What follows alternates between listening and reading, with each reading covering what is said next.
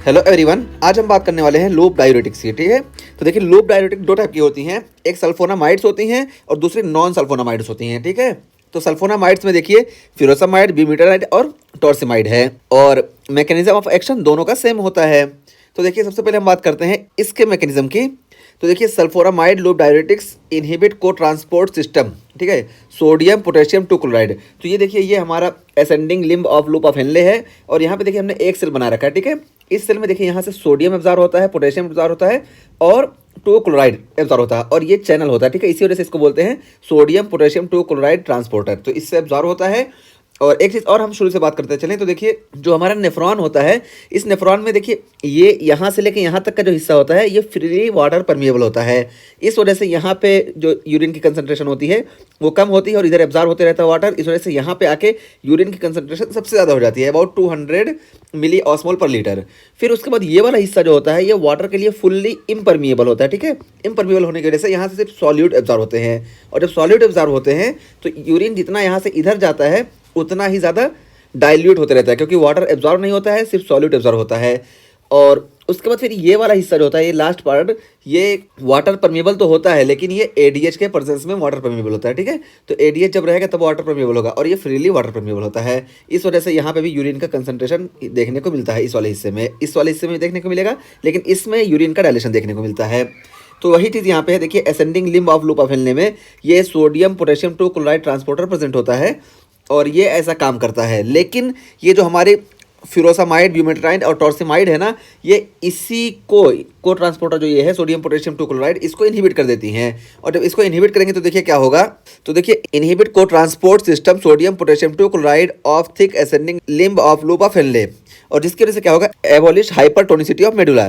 तो इस वजह से यहाँ पे ये जो सॉल्यूट एब्जॉर्ब हो रहे थे अब एब्जॉर्ब नहीं होंगे, तो यहाँ पे मेडुला में जो हाइपरटोनिसिटी हमको देखने को मिल रही थी, तो ये अब जब एब्जॉर्ब नहीं होंगे तो यहाँ पे हाइपरटोनिसिटी मेडुला में हमको नहीं देखने को मिलेगी। वही यहाँ बताया गया, abolish hypertonicity of medulla preventing concentration of urine. तो यूरिन का कंसंट्रेशन भी प्रिवेंट हो जाएगा। क्यों? क्योंकि यूरिन जब ये अंदर जाता है यहाँ से तो यहाँ पे हाइपरटोनिसिटी क्रिएट होती है और हाइपरटोनिसिटी जब क्रिएट होगी ना तभी यहाँ से जब एडीएच वर्क करेगा ना, एडीएच इस पर वर्क करता है तो यहाँ पे जो सिर्फ एडीएच चैनल बनाता है और यहाँ पे हाइपरटोनिसिटी होती है, इस वजह से यहाँ से वाटर एब्जॉर्ब होता है। तो जब यहाँ पे हाइपरटोनिसिटी नहीं होगी तो इधर से वाटर इधर एब्जॉर्ब होने की कोई कोशिश ही नहीं करेगा, यहाँ से वाटर एब्जॉर्ब नहीं होगा। तो वही है कि abolish hypertonicity of medulla preventing concentration of urine, तो यूरिन का कंसंट्रेशन भी प्रिवेंट हो जाएगा। एडीएच ज़्यादा सीक्रेट तो होगा लेकिन एडीएच वर्क नहीं कर पाएगा। क्यों? एडीएच पोर का फॉर्मेशन मान लो यहाँ पे किया लेकिन इधर कंसंट्रेशन ज़्यादा वो नहीं है, ठीक है, हाइपरटोनिसिटी नहीं है, इस वजह से यहाँ से वाटर इधर एब्जॉर्ब नहीं होगा। और उसका फिर देखिए बताया गया एसोसिएटेड विद इंक्रीज पीजीई, ठीक है, प्रोस्टाग्लैंडिन। तो प्रोस्टाग्लैंडिन से ये एसोसिएट होता है और प्रोस्टाग्लैंडिन का रोल क्या होता है, मतलब इसमें प्रोस्टाग्लैंडिन का भी रोल होता है। तो प्रोस्टाग्लैंडिन का रोल क्या होता है, देखिए वैसोडायलेटरी इफेक्ट ऑन एफरेंट आर्ट्रियोल। तो ये जो एफरेंट आर्ट्रियोल है ना, यहाँ पे वैसोडायलेशन कर देगा, जिसकी वजह से यहाँ पे देखिए मोर जो है जीएफआर हो जाएगा, यहाँ पे प्रेशर ज़्यादा होगा जिसकी वजह से जीएफआर ज़्यादा हो जाएगा। तो जीएफआर ज़्यादा हो गया और ये इसका एक्शन जो होता है ना, ये inhibited by NSAID, non steroidal anti inflammatory drugs. तो non steroidal anti inflammatory drugs से हमको ये पीजीई प्रोस्टाग्लैंडिन का सिक्रेशन या फॉर्मेशन कम हो जाता है, जिस वजह से इसका एक्शन भी हमको लूप डायूरेटिक का एक्शन कम देखने को मिलेगा। और उसके बाद फिर क्या बताया कि इंक्रीज कैल्शियम एक्सक्रीशन, और ये कैल्शियम के एक्सक्रीशन को इंक्रीज कर देगा। क्यों? तो दो मैकेनिज्म है। पहली बात तो यहाँ से देखिए जब ये एब्जॉर्ब होते हैं ना तो इसके साथ मैग्नीशियम और कैल्शियम भी एब्जॉर्ब होता है और 25% ऑफ द कैल्शियम यहीं से एब्जॉर्ब होता है। लेकिन जब ये एब्जॉर्ब नहीं होगा तो यहाँ की परमेबिलिटी कैल्शियम और मैग्नीशियम के लिए भी नहीं बनेगी। इस वजह से पहली बार 25% यहाँ से जो कैल्शियम एब्जॉर्ब हो रहा था ये नहीं हुआ, ये पहुँच जाएगा यहाँ पे। और यहाँ पे देखिए सोडियम भी नहीं एब्जॉर्ब हो रहा है। जब सोडियम यहाँ पे नहीं एब्जॉर्ब होगा तो यहाँ पे ज़्यादा सोडियम आएगा, ठीक है। और जब ज़्यादा सोडियम यहाँ पे आएगा तो देखिए ये सोडियम जो है, इसके सोडियम क्लोराइड, यहाँ पे सोडियम क्लोराइड को ट्रांसपोर्टर मौजूद है तो इसके साथ सोडियम भी अंदर जाएगा, क्लोराइड भी अंदर जाएगा। और जब सोडियम सेल के अंदर यहाँ पे आ जाएगा तो देखिए सेल के अंदर सोडियम बहुत ज़्यादा हो जाएगा और उस वजह से यहाँ पे देखिए इस पे sodium calcium anti transporter present होता है, ठीक है। तो सोडियम कैल्शियम एंटी ट्रांसपोर्टर का काम क्या होता है, तो देखिए हम यहाँ पे और जूम करके बताएं तो सबसे पहले यहाँ पे देखिए कैल्शियम चैनल प्रेजेंट होता है, कैल्शियम फ्रीली यहाँ से एब्जॉर्ब होता है, ठीक है। और यहाँ पे देखिए जब ये चैनल वर्क नहीं करता है प्रॉपर तो यहाँ पे सोडियम की कमी होती है, ठीक है। जब इस सोडियम की कमी होती है तो बाहर से ये sodium calcium anti transporter present है, इससे सोडियम अंदर आता है, जिसकी वजह से ये जो यहाँ पे कैल्शियम अब्जॉर्ब हुआ ये बाहर चला जाता है, ठीक है। इसका मैकेनिज्म होता है। लेकिन जब यहाँ सोडियम बहुत ज़्यादा आएगा तो सोडियम यहाँ से ही अंदर चला जाएगा और सेल के अंदर बहुत ज़्यादा सोडियम होगा, इस वजह से ये वाला चैनल वर्क नहीं करेगा। तो ये जो कैल्शियम यहाँ से यहाँ जाना था, ये वाला कैल्शियम ये नहीं जाएगा, सिर्फ ये कुछ अमाउंट ऑफ कैल्शियम, ये जो कैल्शियम एटीपेज है इससे जाएगा, लेकिन ये वाला चैनल नहीं काम करेगा। इस वजह से कैल्शियम यहाँ से ज़्यादा एब्जॉर्ब नहीं होगा और कैल्शियम हमारा ज़्यादा सीक्रेट हो जाएगा यूरिन में। तो यही यहाँ पे बताया गया कि इंक्रीज कैल्शियम एक्सक्रीशन, की कैल्शियम का एक्सक्रीशन इससे इंक्रीज हो जाएगा। और देखिए वही बताया गया कि लूप लूज कैल्शियम, ठीक है। तो लूप डायरेटिक जो होती है ये कैल्शियम को लूज करती हैं। और यहाँ पे जो ड्रग्स वर्क करती हैं थायराइड, उसके बारे में आगे हम बात करते हैं। और उसके बाद फिर क्लिनिकल यूज़ बताया गया। तो देखिए एडेमेटस स्टेट्स, तो एडेमेटस स्टेट में इसको यूज़ किया जाता है, जैसे हार्ट फेलियर है या सिरोसिस है या नेफ्रोटिक सिंड्रोम है या इसी तरीके से पल्मोनरी एडिमा है, तो इसमें ये ड्रग ऑफ चॉइस है, ठीक है, लाइक लूप डायरेटिक। और उसके बाद फिर हाइपरटेंशन में भी इसका इस्तेमाल किया जाता है और हाइपर कैल्सीमिया में भी इसका इस्तेमाल किया जाता है। हाइपर कैल्सीमिया में इस्तेमाल करने का मतलब ये है कि ये कैल्शियम को लॉस करा देगा। हाइपरटेंशन में ये है कि ये जो है सोडियम के एब्जॉर्प्शन को भी कम कर देता है।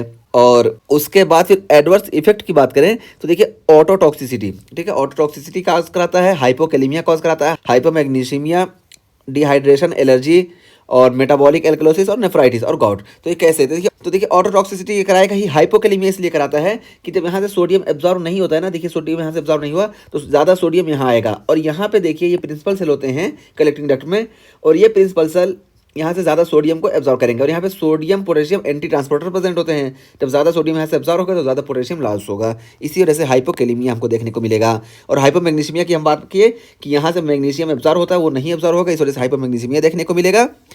और डिहाइड्रेशन किस लिए देखने को मिलेगा, तो डिहाइड्रेशन देखने का मेन रीज़न क्या है कि जब सोडियम एब्जॉर्ब नहीं होगा उसकी वजह से वाटर एब्जॉर्ब नहीं होगा। और यहाँ पे देखिए इस रीजन में जब टोनिसिटी क्रिएट नहीं होगी, और जब टोनिसिटी क्रिएट नहीं होगी तो एडीएच जब आएगा तो यहाँ पे वर्क करेगा अपना, यानी पोर का फॉर्मेशन तो एडीएच करेगा, लेकिन हाइपोटोनिसिटी की वजह से यहाँ पे एडीएच की वजह से वाटर एब्जॉर्ब नहीं होगा, जिसकी वजह से बहुत ज़्यादा वाटर लॉस होगा, इसी वजह से डिहाइड्रेशन होगा।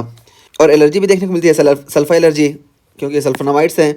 और मेटाबॉलिक एल्कलोसिस से कॉज करता है। और मेटाबॉलिक एल्कलोसिस का क्या हुआ है कि सोडियम यहाँ से एब्जॉर्ब नहीं हुआ, जिसकी वजह से यहाँ पे देखिए sodium proton anti transporter present होते हैं और ये सोडियम ज़्यादा एब्जॉर्ब होगा तो प्रोटॉन जो है ये लॉस होगा, इसी वजह से मेटाबॉलिक एल्कलोसिस देखने को मिलता है। और नेफ्राइटिस देखने को मिलता है, इंटरस्टिशियल नेफ्राइटिस, ठीक है। और गॉट भी इसका एडवर्स इफेक्ट है। तो ये ओह दांग से हम इसको याद रखेंगे। ओ से ototoxicity, hypokalaemia, hypomagnesaemia, dehydration, allergy, alkalosis, nephritis और गॉट, तो ये इसके एडवर्स इफेक्ट हैं, ठीक है। तो ये हमारे सल्फोनामाइड डायरेटिक्स हो गए। अब नॉन सल्फोनामाइड डायरेटिक्स की बात करें तो देखिए इनहिबिटर ऑफ को ट्रांसपोर्टर सिस्टम, तो ये भी सेम इसी को, सोडियम पोटेशियम टू क्लोराइड को ही ये भी इनहिबिट करते हैं असेंडिंग लिम्ब ऑफ लोपाफेन में। तो वही सेम यहाँ पे भी है, बस यहाँ पे क्या है कि clinical use diuresis in patients allergic to sulphur drugs. तो यहाँ पे देखिए सल्फर ड्रग इसका जो है एडवर्स इफेक्ट था। तो जो पेशेंट सल्फर ड्रग्स के लिए एलर्जिक होते हैं उसमें हम एथाक्रेनिक एसिड देते हैं, ठीक है, क्योंकि मैकेनिज्म सेम है, बस ये नॉन सल्फोनामाइड से इस वजह से। और एडवर्स इफेक्ट की बात करें तो सिमिलर टू फ्यूरोसामाइड, तो ये फ्यूरोसामाइड की ही तरह इसका एडवर्स इफेक्ट है, बट मोर टॉक्सिक, ऑटोटॉक्सिक, लेकिन ये ज़्यादा ऑटोटॉक्सिक है। तो इसको याद कैसे रखेंगे, loop earrings hurt your ears. तो ये जो लूप डायरेटिक्स है ना, ये ईयर को डैमेज करते हैं, ऑटोटॉक्सिक होते हैं और उसमें सबसे ज़्यादा इथाक्रेनिक एसिड होती है, ठीक है। तो ये हमारा टॉपिक कंप्लीट हुआ। इसमें हमने फ्यूरोसामाइड, ब्यूमेटामाइड और टॉर्सेमाइड की बात की कि ये सल्फोनामाइड डायरेटिक्स हैं, और इसमें फ्यूरोसामाइड जो होती है ये मोर कॉमनली यूज होती है, मोस्ट कॉमनली, और ब्यूमेटानाइड ये मोस्ट पोटेंट है, और टॉर्सेमाइड ये जो है लॉन्ग एक्टिंग है, ठीक है, लॉन्गेस्ट एक्टिंग। इस तरह से यहाँ पे हमारे ये टॉपिक कंप्लीट हुआ। और इथाक्रेनिक एसिड ये नॉन सल्फोनामाइड्स है, इस वजह से जहाँ पे सल्फा एलर्जिक पेशेंट होते हैं उसमें हम इथाक्रेनिक एसिड ही देते हैं।